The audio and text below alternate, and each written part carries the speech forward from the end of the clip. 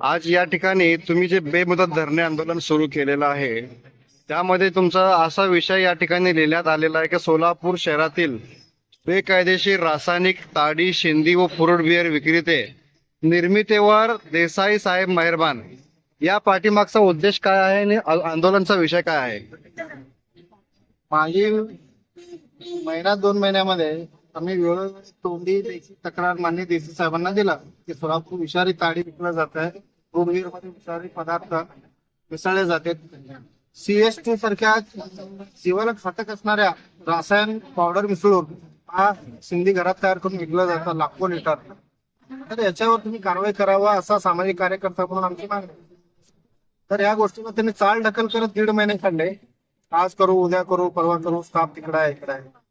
तर ज्यावेळेस त्यांनी कारवाईला जायचं मागच्या बुधवारी वेळ आला तर 10-15 मिनिटापूर्वी कारवाईला जाण्याच्या अगोदर सर्व धंदे चालू होते. आमचा माणसं त्या स्पॉटवर उभा राहून होत्या. तर यांनी अर्ध्या रस्त्यात गेल्यानंतर 10-15 मिनिटात पोहोचण्याच्या अगोदर सर्व धंदे तात्काळ बंद करण्यात आले, अचानक बंद करण्यात आले. तर याचा अर्थ आम्ही काय घ्यावा? कोणीतरी देसाई साहेब असू द्या, देसाई साहेबांचा स्टाफ असू द्या, त्यांना फोन करून सांगितलेलं असणार आहे की आम्ही येतो कारवाईला, तुम्ही धंदे बंद करून पळून जावा. हा असा अनेक वेळा झालेला आहे. या अवैध धंदे निर्मिती आणि विक्री आहे, यांना पाठबळ देण्याचं काम देसाई साहेब करत आहे का? 100% देसाई साहेबांचा या सर्व 2 नंबर धंद्यावाल्यांचा आर्थिक संबंध आहे. कारण हे जे धंदा चालवणार आहे, CS2 पावडर घालून शिंदी तयार करणार आहे, त्यांचं ऑफिसमध्ये येणं जाणं सारखं त्यांचा वावर आहे. त्यानंतर श्रीनिवास गौड, जगदीश अमूल, भंडारी कंपनी, अजून असे भरपूरसे शिंदी तयार करणारे समाज आहे. हा त्या देसाईच्या मूळ संपर्कात आहे.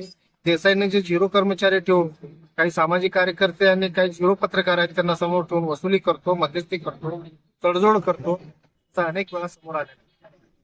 आज जे आपण या ठिकाणी बेमुदत धरणे आंदोलनाची सुरुवात केली आहे, याच्यावर पुढील काळात आपली मागणी काय असणार आहे?